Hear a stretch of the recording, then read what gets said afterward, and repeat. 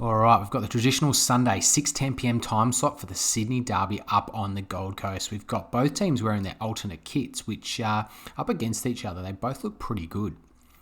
So we've got Johnny Longmire down the bench saying, you guys checked in on your QR codes and your apps and stuff like that. Yep, great, good, let's go. And here we've got the Giants. Actually started pretty well. They were kicking, they were running, they were doing a few things. They were marking. Jesse Hogan just plucks one. The Swans players look at each other going, what's going on? Is someone playing on him? I don't know. And they keep kicking goals all quarter. And even guys like Adam Kenny, who've been around 10 years and probably don't even realise exist, start popping up and kicking goals, which is a good sign for the Giants. Into the second quarter we go, and they keep going ahead. And you're sort of wondering, how long is this going to continue? Disco Dan Lloyd pops another one, and all of a sudden it's 34 points. So they're up and about, the Giants, and, Jesse Hogan's still bobbing up. No one knows who's playing on him. He maintains that lead, and then it takes for someone like Luke Parker, a captain's goal right on the halftime siren, to peg it back to 16 points, which is pretty doable, especially if you want to be a finals contender like the Swans. So let's see what happens in the third quarter.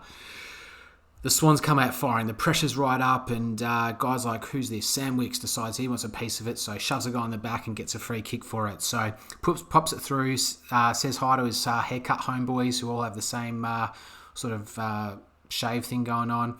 One of those boys, Will Hayward, decides it's time for the big Budweiser to get involved, so pops it up to Buddy, says, you have a go at this. Buddy says, yep, thank you very much. This is my quarter.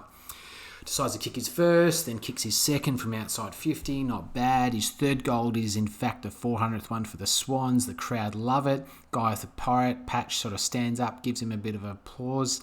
You know when Swans are doing things like this to you, you're not going to end the night pretty well, that well. Look at this formation. This is phenomenal. Great structure, great spread for the Swans. Here's Tom Ticky, just decides to burn Lance Franklin. You've had enough, now it's my turn. Pops it over the guy umpire's head. This guy has never been to a footy game before, loves it. Leon Cameron's in his box, wondering where all his assistant coaches are. He's looking at this formation, just having nightmares, because if you're running like that, you're not going to bring it back anytime soon.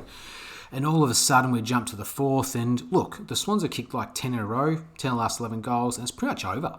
The difference is only 2 goals, 15 minutes left in the game, but no one really cares anymore. Both teams assume that it's done. Sam Wicks just decides to clean up the night, says, when's the bus going back to the hotel, boys? I'm over this. Pretty much everyone is, and for the next 15 minutes, they just chip it around and kick another goal each. So the Marty party's up, even though he didn't really do anything. You got Johnny Longmire wiping away a tear. He's pretty emotional about it. Johnny Pike is really pumped with Will Hayward for some reason. He got Buddy involved, I guess. And the margin and the result we thought that was going to happen actually did. So just in a roundabout way. And that's how the Swans won the Derby.